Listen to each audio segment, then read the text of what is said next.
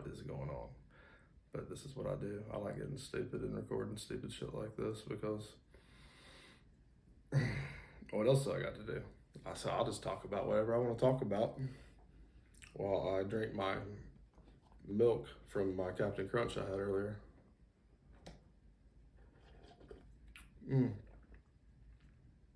Yummy.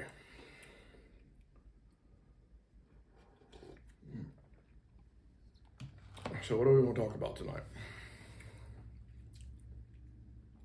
What story do I want to tell? I want to talk about stupid shit. I want to talk about dating. I want to talk about personal, private issues you have with yourself. No. I only want to talk about good things. Good things only. Good things is what gets me to the next day. And then to the next week, to the next month, and to the next year. You're like, okay, let's see if we can make this next year even better. That's the right mindset to have, right? The law of attraction, the secret. What you speak into the universe, you'll get back. I'm a huge believer in it. I got it tattooed on my wrist as a reminder. It's a great book. It's a great movie.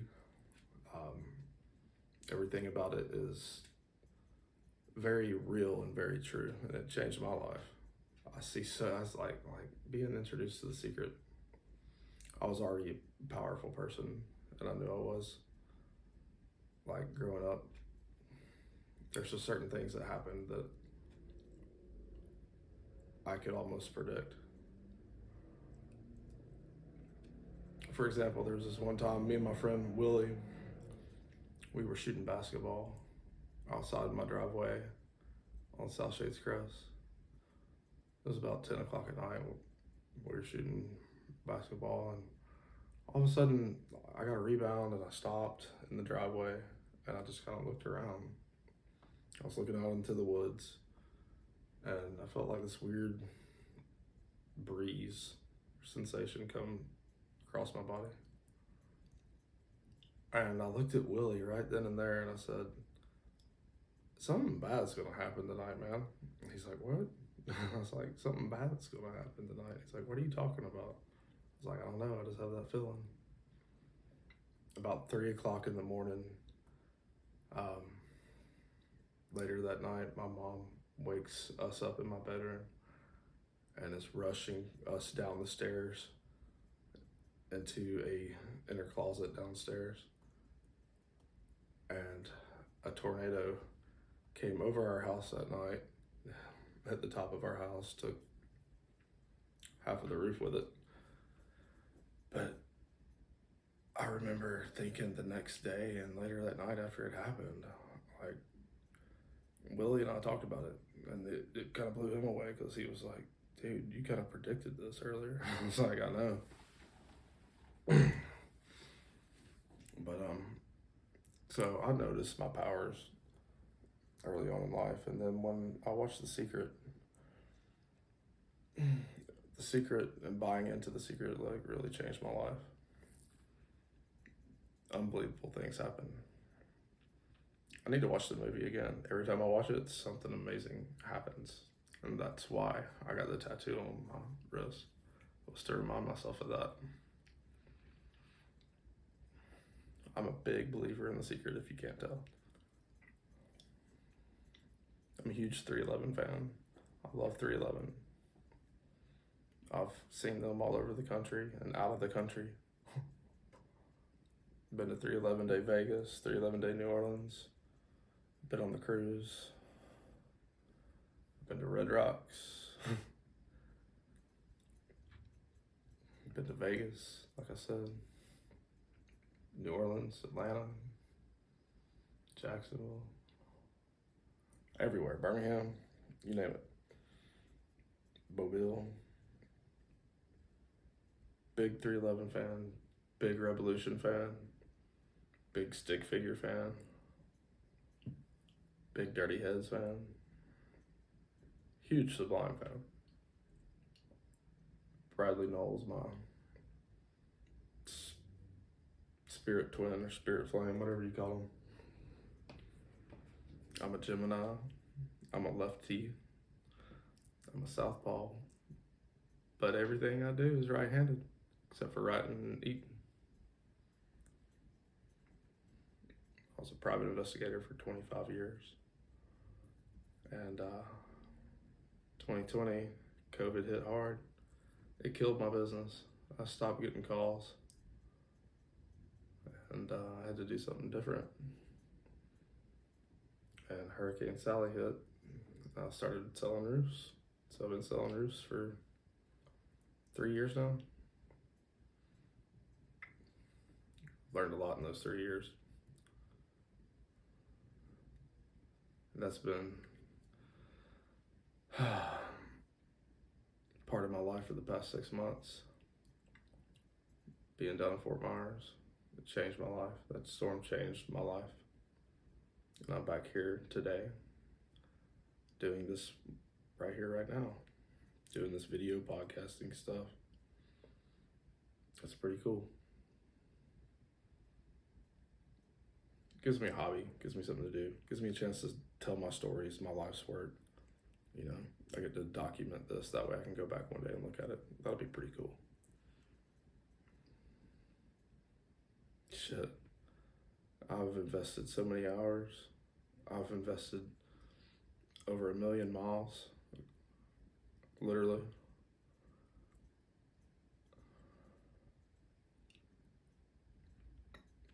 I put my whole life into it because what else was I going to do? Back when we graduated from college, you had to have a degree in something back then. You don't have to have a degree in anything today. It's a whole different thing. And so, like, I didn't have a degree because I never graduated from Auburn. And so I just went the way of the PI world, and that's all I knew. I grew up on it. So it was always the safe way to go because that's what I was used to. So as the years passed, my love and passion for the career went away. You got burnt out on it. Burnout as a private investigator, it's going to happen. It's just how you deal with it, how you adjust to it. The hours are tough. You got to be outside somebody's house at 5:30, 6 o'clock, sometimes earlier. And then you can be on them all freaking day till they get home that night. And then if you're doing continuous surveillance, you're just out there, period. Trying not to get harassed by the cops. See, the way it works is, being a private investigator, you work from home most of the time. And you get cases sent to you through an online system or email. And it tells you all about the subject, any kind of witnesses, the intel that they have so far, and any suspicions that they may have, any doctor's appointments that are coming up, stuff like that. That way it gives you a chance to do pre-surveillance. So before you're actually doing surveillance on the claimant or subject that you're following, you're actually doing pre-surveillance. And pre-surveillance involves in mapping out where you're going to be, usually on Google Maps or whatever app you might be using. That way you can see the terrain. Google Maps is the best way to do it, or Street View. That way you can kind of get a feel for the neighborhood, but not all, that's not always available to you. But you get those pictures and you get an idea of what the setup's going to be like. That way when you get there that morning, you kind of know what you're going into. You're not just going into it blind. And believe me, I've gone into it blind many times. Had I been prepared, many times I would have had a different outcome on cases. That's just from experience. 25 years, it's going to happen to you. I've made dumb mistakes, like leaving the car on after a person had a doctor's appointment. I'm sitting out there in the parking lot listening to the radio with the keys on. Claimant comes outside after his appointment's over. I'm shooting video. I've been walking across the parking lot. It's go time. I go to crank the car. Nothing. What? No, you gotta be kidding me. Nope, not kidding you. Claimant's gone. I gotta get a jump. Check.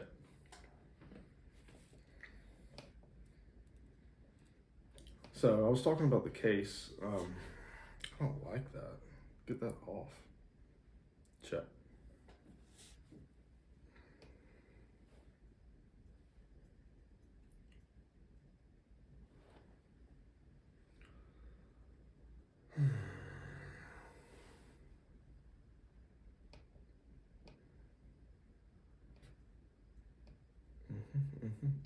Check, check, check.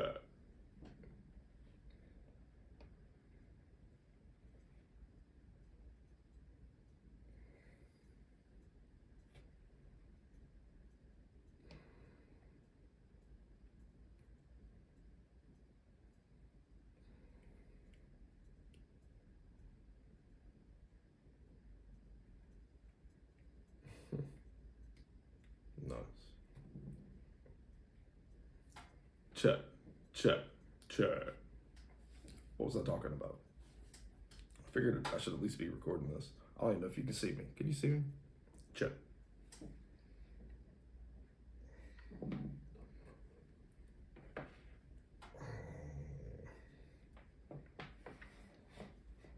There we go. That's much better, I think.